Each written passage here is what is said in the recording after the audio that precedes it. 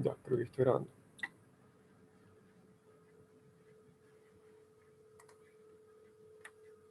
Bueno, como siempre, vamos a partir con un repaso. Supone que ustedes vieron harto desarrollo con formas diferenciales y todo, pero al final se quedaron en la última clase con la primera forma fundamental y la segunda forma fundamental, que las voy a escribir como están acá. A veces escriben con un 1 y un 2, y claro, aquí lo escribí al revés, partimos mal ya. Pero claro, la primera forma fundamental se escribe con un 1 por razones obvias, lo mismo con la segunda forma fundamental. Y esto me entrega un poco la información de la forma que tiene mi superficie, ¿cierto? Recordemos que en este caso nuestra superficie es una inmersión de una variedad dos-dimensional en R3. Entonces tenemos la primera forma fundamental. Cuando pase al auxiliar derechamente les voy a dar como todas las definiciones de los coeficientes que hay acá y todo. Esto más por un tema de notación. El profe creo que lo escribe los coeficientes de la segunda forma fundamental con las letras minúsculas. Durante el auxiliar lo voy a escribir con L, M y N mayúsculas, más que nada para evitar el alcance de notación con la G acá arriba. La primera forma fundamental, en general vamos a ver después, es lo que se llama un tensor métrico. De hecho creo que ya lo vieron cuando definieron variedades riemannianas, que las variedades riemannianas son súper importantes, no sé, en física, por ejemplo, en relatividad general, es como el objeto que uno estudia. Bueno, en realidad variedades pseudo-riemannianas, pero es prácticamente lo mismo. Y claro, lo que hace el tensor métrico es, en este sentido, me da una forma como de medir ángulos y distancias en cada plano tangente, para todos los planos tangentes de la superficie, ¿cierto? Y acá tenemos esta primera forma fundamental que cumple la función de tensor métrico. ¿Y cómo lo hace? Básicamente uno induce una métrica en la superficie a través del producto interno que hay en R3. No tiene mucha ciencia. Es decir, tengo por acá, tengo dos vectores tangentes, ¿cierto? Y tomo el producto interno y esto me da los coeficientes de la primera forma fundamental. Los vectores tangentes vienen dados por la derivada de la parametrización, que en este caso sería la función R. ¿Sí? Y por supuesto también tengo un vector normal. Entonces tengo este como juego de dos cosas. Tengo por un lado la primera forma fundamental, que uno vio con el teorema de Gauss, que se llama como teorema Gregium en latín, como teorema importante. Y este teorema importante justamente por eso, porque nos dice que la primera forma fundamental, o sea, y la curvatura gaussiana también que van a ver, se puede como todo escribir en términos como de la parametrización R y como de sus derivadas, como de objetos que son tangentes a la superficie, que son como intrínsecos, entre comillas. Porque si ustedes recuerdan, cuando uno tenía una variedad como abstracta, que no estaba como metida en un espacio ambiente, uno tenía un espacio como tangente, pero no tenía como un vector normal. Entonces a veces a uno le gusta como tratar de no meter el vector normal, aunque tampoco es terrible meterlo, y de hecho uno lo tiene que hacer justamente en lo que vamos a ver hoy día. ¿Por qué lo tiene que meter?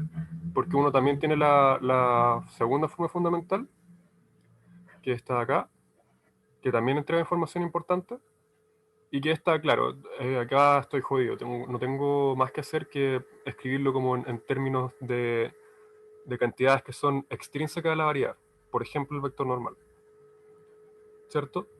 Entonces tenemos estas dos cantidades que están acá, y básicamente uno hace el dibujo que le mostré acá abajo, que partimos como en una vecindad, tiene una parametrización, y llega a la superficie en R3, con mi vector tangente y con mi vector normal. Ahora bien, en esta superficie uno puede pasar a definir otras cosas como la curvatura normal, creo que le llamó el profe, que básicamente uno va a hacer el dibujo acá. Imagínense que eso es como una superficie como doblada, y me doy una curva, ¿cierto? Digamos que alfa. Y esta curva tiene un vector tangente y también tiene un vector normal, que lo voy a llamar n. Y ese vector normal muy probablemente no va a ser el mismo vector normal a la superficie. Entonces, ¿qué es lo que hace uno? Se aprovecha de que un vector tangente induce una curva, y a través de esa curva uno tiene un vector normal a la curva, y compara ese vector normal a la curva con el vector normal a la superficie, y uno obtiene una cantidad que es la curvatura normal, asociada a un vector tangente, digamos, P. Y resulta que uno básicamente le dice como cómo se dobla la superficie en cierta dirección. Y esto me da origen a un máximo y un mínimo de estas curvaturas normales. Creo que el profe le llamó KN. Y estas se llaman las curvaturas principales, que justamente me dicen donde se dobla más la superficie. Estas curvaturas principales, que son las que puse acá, creo que no siempre son ortogonales. La verdad que no sabría cómo decirle con un 100% de seguridad. Probablemente se puede tomar... No, la verdad no sé. Pero claro, tenemos estas como dos direcciones principales, donde tenemos estas curvaturas principales, que es donde se dobla un poco la superficie. Y uno puede hacer cosas con estas curvaturas normales. La primera es multiplicarlas, y esto nos da origen a la curvatura de Gauss, que como les dije es intrínseca, es decir, se puede escribir en términos puramente de la primera forma fundamental. Y también uno tiene la curvatura media, que uno lo escribe con H, que como lo dice el nombre, toma el promedio de las curvaturas principales. Que esto también me entrega información importante, pero me entrega otra información que depende también de otros términos. Ejemplos de superficies con sus curvaturas, creo que el profe vio un poco, pero uno no pierde nada en recordar. Por ejemplo, el cilindro. La curvatura gaussiana es cero, ¿por qué? Porque uno, si bien tiene como la curvatura como del círculo asociada, la curvatura vertical, cuando yo me muevo como en la vertical, me muevo en una línea recta solamente. Entonces como que tengo una curvatura principal que es distinta de cero, como en la horizontal, pero en la vertical tengo una curvatura principal que es cero, la multiplico y me da cero. No así la curvatura media, porque como tengo el promedio justamente me va a quedar una curvatura media distinta de cero. Acá probablemente el K2 va a ser cero y el K1 no. El K1 generalmente va a depender va a ser la curvatura de círculo, de hecho. Que esa ustedes la conocen de diferencial, de cálculo diferencial. Y eso. El cilindro es un ejemplo de lo que se conocen como superficie de curvatura media constante, que igual se estudian harto, son como interesantes de estudiar. Eso. Otro ejemplo quizás podría ser la esfera,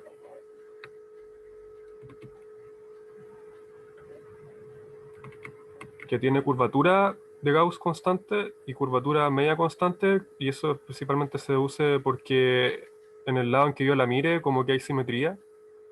Entonces como que siempre voy a tener la curvatura de un círculo y la curvatura de un círculo, como por cualquier lado. Y las dos van a ser distintas de cero, así que las multiplico y no se anula nada. Y lo mismo con la eh, curvatura media. ¿Qué más puede ser? El toro, por ejemplo, es más interesante. ¿Por qué? Porque pasa lo siguiente. Si se fijan, las dos superficies de arriba como que tenían curvaturas constantes, pero el toro no. ¿Y qué es lo que pasa?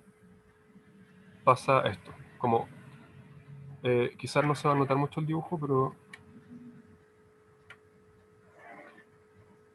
tomen como el círculo que está como más arriba del toro.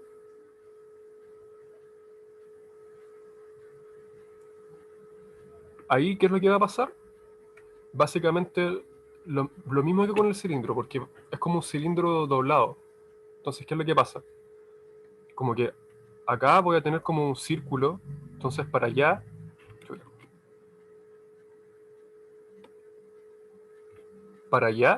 voy a tener la curvatura de un círculo normal, ¿cierto?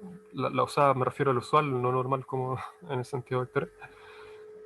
¿cierto? Como en la dirección que apunta hacia adentro del toro, hacia el agujero, pero la dirección como que va como para el otro lado del círculo,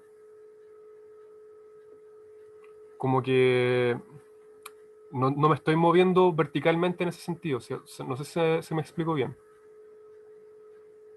Como que ahí no me estoy cambiando mi altura, entonces como que la curvatura en cierto sentido principal va a ser cero. Y la multiplico y me va a quedar la curvatura gaussiana cero. Ahora acá adentro voy a tener otro caso curioso, que voy a tener como un punto silla, en el sentido en que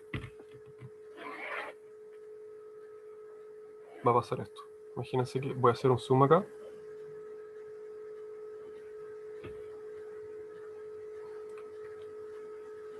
Lo voy a dibujar así.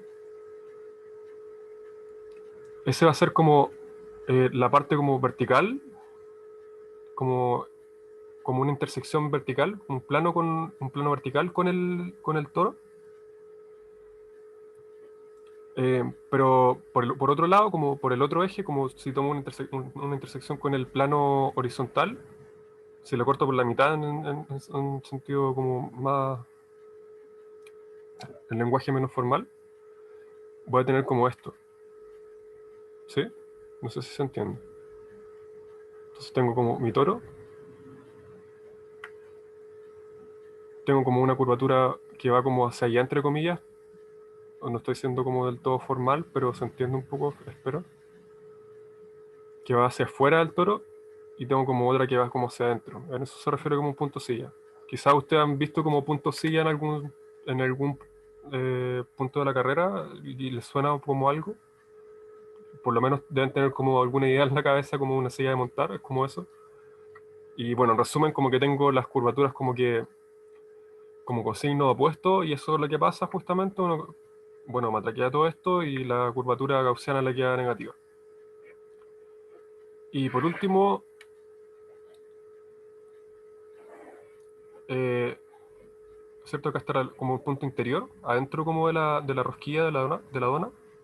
Si uno toma como el punto, acá era el punto superior, ahora tomo como el punto más exterior posible y pasa lo opuesto, pues como que tengo una curvatura que va como para adentro y otra que también va como para adentro, entre comillas, y la multiplico y me queda como con signo positivo. O sea, como, ¿qué quiero decir? Que el toro como que arriba se parece como un cilindro, adentro se parece como a una silla de montar y afuera se parece a una esfera.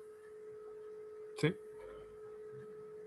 Así que aquí tenemos un ejemplo de una superficie que tiene una curvatura gaussiana no constante y que de hecho toma los tres signos distintos en distintos puntos de ella misma.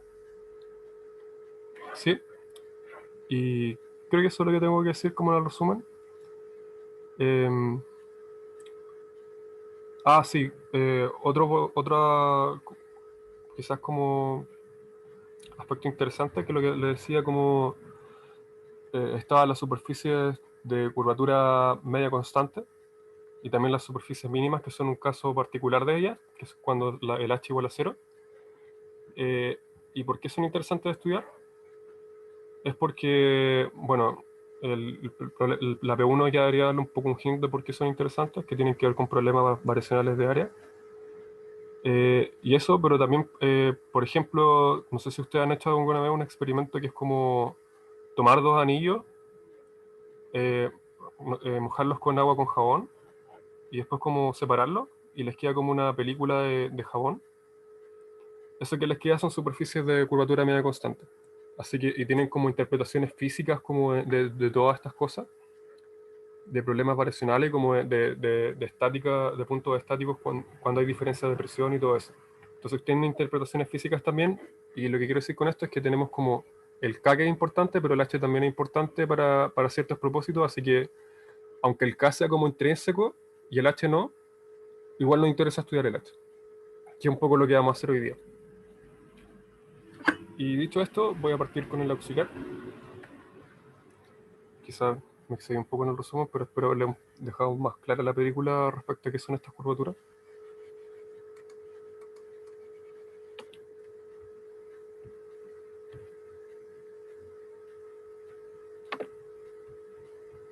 vamos a pasar a la pauta.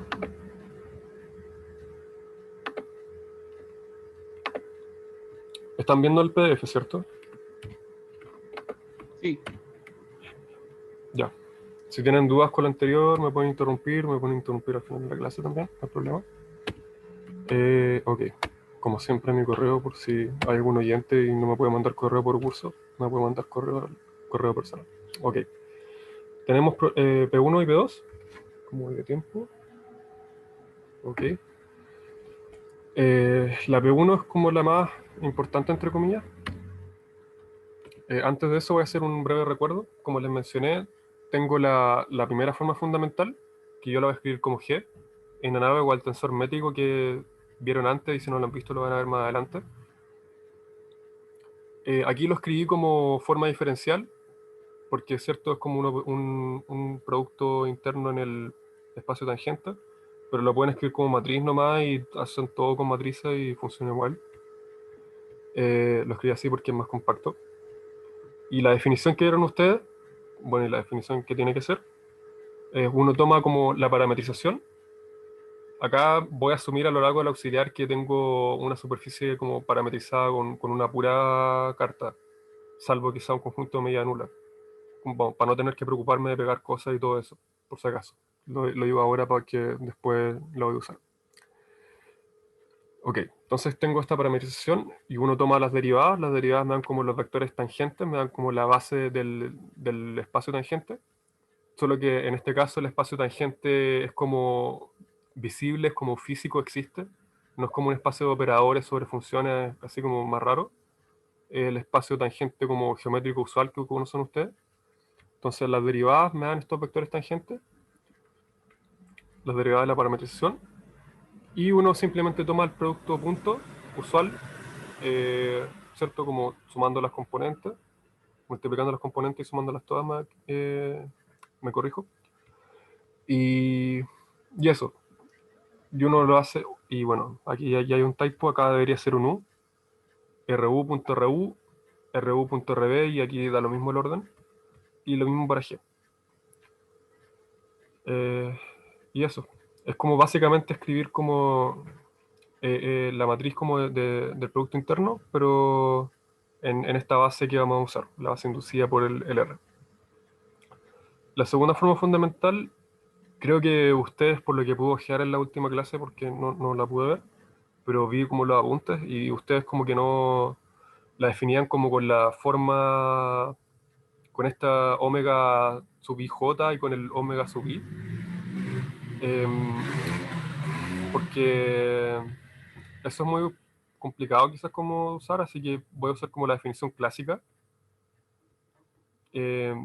Créanme con lo que está acá, quizás debe haberlo puesto como problema en el auxiliar, pero el profe quería que era superficie mínima, así que les voy a pasar nomás esto. Estas son como la definición, entre comillas, de la segunda forma fundamental que uno ve si uno no hubiera visto como todo este método de Markov, uno la define así nomás. Y es mucho más fácil de matraquear y todo eso, así que por eso voy a usar esta de acá. La verdad no me puse a como deducir si era igual a la que le dio el profe, pero estoy 99% seguro de que tiene que ser la misma. Eso. Fíjense que aquí tengo como las segundas derivadas de R. Ah, bueno, por cierto, los subíndices implican derivas parciales. Quizás debí partir con eso, pero espero que se entienda. ¿Cierto? Y acá tengo el nu, el vector normal, unitario. Se me fue a poner eso. Y tengo el producto punto con las segundas derivadas. Y eso me da la segunda forma fundamental. Por eso se dice que es extrínseca en cierto sentido, porque tengo acá metido el vector normal, que es como externo a la variedad. Obviamente se relaciona con la información que tengo en la variedad, pero depende del espacio ambiente. Y acá un breve comentario, porque también lo voy a hacer después. Uno, como dado por la definición, ¿cierto?, del nu, que es normal al espacio tangente, y el R sub u pertenece al espacio tangente, entonces el producto punto cero, uno deriva y obtiene esto de acá abajo. ¿Sí? Eh, Básicamente la primera derivada me da el término de la derecha, y la segunda derivada, o o sea, la derivada del segundo término, mejor dicho, que sale al aplicar la regla del producto, me da el L. ¿Sí? Y uno puede hacer lo mismo con el M y con el N. ¿Qué quiero decir con esto? Que básicamente uno puede tomarlo de arriba, pero también puede tomar la expresión de abajo, son iguales, son equivalentes. Ok. Dado este como recuerdo entre comillas, porque quizás ustedes recuerdan lo de arriba, pero lo de abajo nunca lo vieron. Pero créanme que esa es la definición usual. Si ustedes saben un libro, quizás como al docarmo de superficie y curva, les dan esta definición de acá. Ok. Vamos a pasar al problema 1. Si no hay dudas, cualquier cosa me preguntan. Este problema igual yo lo encuentro interesante porque como que me relaciona un poco este problema como variacional del área con la curvatura media, que a priori no tienen por qué relacionarse, pero sí lo hacen. Y en el sentido siguiente, ¿cierto? Tenemos el área, que básicamente uno integra como el determinante de G, y esto es como la fórmula como para calcular el volumen, entre comillas, de una variedad. De hecho, esta forma diferencial de acá se conoce como la forma de volumen, que bueno, como estamos en una superficie, tenemos dos dimensiones y el volumen es área nomás, así que eso. Pero eso es como la forma usual de definir como el volumen. Em, de la misma manera que ustedes definieron el largo en clase, si no me equivoco, definieron el largo de una curva. Esto es lo mismo. Y queremos demostrar el siguiente teorema. Tenemos una superficie que es mínima. Si ustedes recuerdan, la definición de superficie mínima es que el h es constante igual a cero, es decir, que la curvatura media es igual a cero. Y queremos ver que esto es equivalente a que sea un punto crítico del funcional del área, es decir, del A de acá arriba, para variaciones a soporte compacto. Y para eso vamos a guiar un poco el problema con lo siguiente. Esto creo que no lo vieron en clase, así que lo incluí en el auxiliar. No lo vieron, ¿cierto? Me imagino que no. Igual lo a las clases y creo que no. No, creo que no. Así que ahora lo voy a matraquear bien rápido. ¿Cierto? Vamos a considerar una superficie suave, orientable, todo lo que quieran, parametrizada por R. Vamos a asumir que R como cubre toda la variedad, quizás salvo un conjunto de media nula para evitar tener que pegar las cosas y todo eso. Eso no es como lo esencial del problema, así que no se queden pegados como en esos detalles técnicos. Su vector normal unitario. La primera forma fundamental, la segunda forma fundamental, esto lo damos por conocido, todo esto de acá del enunciado, y h la curvatura media. Y queremos hacer lo siguiente, es decir, tenemos el vector normal unitario y lo derivamos. ¿Y qué queremos ver? Que esto lo podemos escribir explícitamente en términos de los vectores tangentes, a través de los coeficientes de la primera y segunda forma fundamental. Lo pongo acá porque vamos a usarlo en la matraca que viene en algún punto y preferí ponerlo como problema en vez de pasarle el gol. Y para hacer esto, ¿qué es lo que hacemos entonces? Primero lo siguiente, si se fijan, acá tengo un vector que está en R3, así que en estricto rigor debería tener tres vectores base, pero no los tengo, ¿cierto? Tengo los vectores tangentes, pero no tengo el vector normal. Así que, ¿a qué voy con esto? Es que las derivadas del vector normal pertenecen al plano tangente, no se me salen de ahí. Por lo tanto, el componente normal es cero. ¿Y cómo uno ve esto? Muy fácil, uno usa que el nu es unitario, es decir, nu punto consigo mismo es igual a 1. Y esto es un truco que vamos a usar de nuevo, que uno deriva esta igualdad, usa la regla del producto, lo de la derecha es cero, porque es constante, lo de acá al lado, como por simetría del producto interno, como que lo puedo dar vuelta y lo sumo y me queda un 2. Y básicamente me queda que lo que quería, que era el nu derivado de nu, punto el nu es igual a cero, es decir, que es ortogonal a nu, y por lo tanto pertenece al plano tangente. ¿Sí? Y exactamente lo mismo para la otra derivada. Por lo anterior, podemos descomponerlo exclusivamente en términos de los vectores tangentes, ¿cierto? En nuestra base, RU y RB, donde RU es la derivada en U de la parametrización y lo mismo para RB. ¿Qué quiero decir con esto? Que existen dos números reales que me cumplen esto de acá. Y quiero encontrar el alfa y el beta. Entonces, ¿qué es lo que hago? Quizás esto es como un poco sacado de la manga, pero uno trata de matraquearlo y llega a esto. Ya no es tan rebuscado. Tomo producto punto con RU. Se me está acabando el tiempo. Me sale que me quedan 10 minutos, así que si se acaba, le subo el link de nuevo, debería ser el mismo. Ya. Ok, como les decía, tomo el producto punto con RU, ¿cierto? A la derecha, a la izquierda, perdón, me queda esto de acá. Si ustedes se van al principio del recuerdo, entre comillas, me queda que esto es menos L.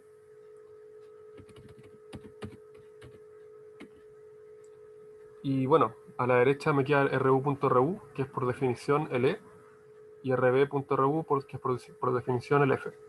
Ahora hago exactamente lo mismo, pero con el RB. De nuevo, aquí me queda el menos M, y acá me queda el F, ¿cierto? Y me queda el G. Ahora, ¿qué es lo que pasa? Tengo dos incógnitas y dos ecuaciones. Entonces lo escribimos de forma matricial, y uno lo hace y se da cuenta que uno tiene suerte, y justo queda acá el G, mi primera forma fundamental, que siempre va a ser invertible porque la superficie es regular, es lo que quieran, básicamente. Eh, y eso, uno tiene el E, el F y el G, tiene la primera forma fundamental, que es invertible, entonces uno toma la inversa. Hasta el determinante, ¿cierto? Uno da vuelta los términos de la diagonal, le cambia el signo a los términos de la antidiagonal. Y eso, matraquea la multiplicación de matrices y le queda lo que tiene que quedar, que era lo del enunciado. Para lo otro es exactamente lo mismo. Solo que uno escribe nu sub b y multiplica por el o sea, toma el producto punto con las derivadas de r y procede de forma exactamente idéntica. No lo voy a hacer, pero es lo mismo. Y eso es la parte A. No era muy larga.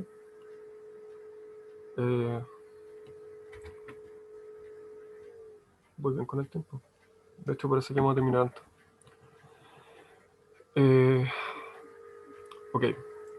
El problema parte 1, el problema 1 parte B. Aquí es donde se pone un poco más denso, pero en realidad no tanto. Si ustedes recuerdan, como al principio, ¿qué es lo que queríamos demostrar? Lo siguiente. Una superficie mínima, etcétera, etcétera. Punto crítico del funcional de área para variaciones a soporte compacto. Entonces, si uno quiere demostrar el teorema, uno tiene que tomar una variación del funcional de área con una variación a soporte compacto. ¿Cierto? Como por definición. ¿Y qué es lo que uno se refiere con eso? A lo siguiente.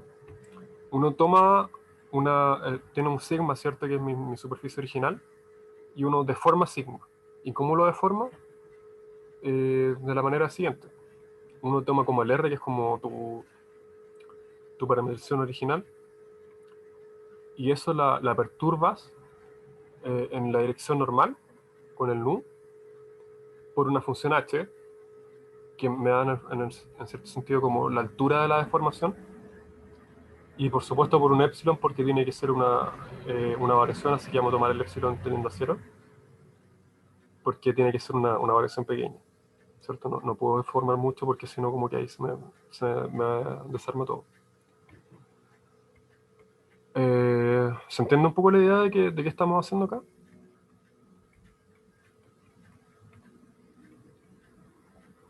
Básicamente tengo mi superficie como que las tiro en la dirección normal, como hacia afuera. O puede ser hacia adentro también, si el H es negativo. No he dicho nada sobre el signo de H. Y eso va a ser importante después. Le vamos a pedir también que se anule en el borde, aunque porque tiene que ser soporte compacto, pero en realidad esto como que no afecta mucho para este problema. Afecta para lo que venía después, pero esa parte no la incluí. Quiero sacar la segunda variación. Y ahí sí uno usa que esta propiedad de acá, pero por el momento creo que no la vamos a usar. Igual ante la duda prefiero no sacarle la hipótesis, así que se la dejé ahí.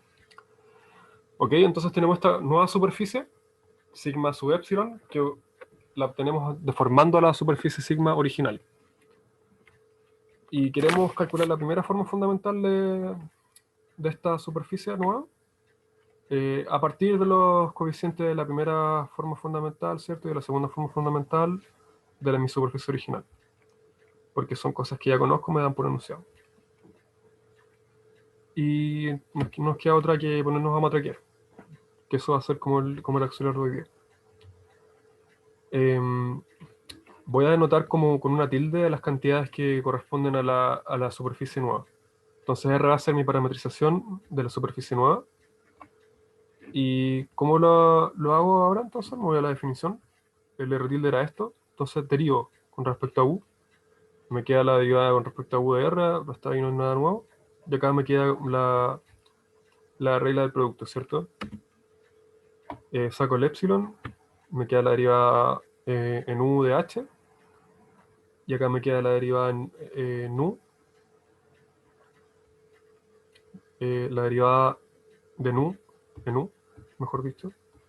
Lo mismo acá, la derivada en U de H, ¿sí? Ahí creo que lo dije bien. Y lo mismo para B, ¿sí? Ahora tengo que sacar el E tilde, ¿cierto? Que es el primer coeficiente de la forma fundamental para mi nueva superficie. ¿Y cómo lo hago? Tomo el R tilde sub U, punto R tilde sub U. Y bueno, aquí me queda como el primer RU, ¿cierto? Que me va a ser mi E.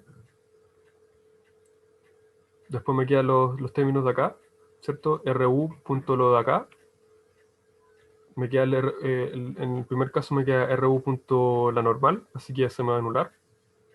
Y me va a quedar el RU punto el nu sub U, que ahí no lo puedo cancelar porque si ustedes recuerdan por la parte A, esto va a ser un elemento del espacio tangente. Y bueno, me queda el 2 obviamente porque después multiplico esto por el RU. Y finalmente me queda el segundo término al cuadrado, ¿cierto? Nuevamente me queda el nu.nu y me queda también el nu.nu sub u, que se me va a cancelar nuevamente porque este es normal a este. Y me queda el término de acá también. Ese término lo vamos a ver después qué es, pero no es nada muy complicado tampoco. Y bueno, uno identifica el ru.ru con el e, que ya lo conocemos, ¿cierto? Y tenemos estos términos de acá. Uno hace lo mismo básicamente, después toma el r tilde sub u punto r tilde sub b para obtener el f, y después toma r tilde sub b punto r tilde sub b para obtener el g tilde, ¿cierto? No lo voy a hacer porque es como más de lo mismo y creo que lo pueden hacer ustedes. Pero con eso ya tenemos todos los coeficientes de la primera forma fundamental de la nueva superficie. Ok, entonces, antes de pasar a la otra parte, voy a aprovechar de calcular las derivadas en epsilon porque las voy a usar después. ¿Cierto? Las voy a anotar con una prima para no confundirme con la otra derivada. Y bueno, esto es como directo, así que no sé si vale mucho la pena. El f y el g no dependen de epsilon, ¿cierto? Son de la superficie original y la superficie original no tiene nada que ver con epsilon. Y el resto es derivada nomás.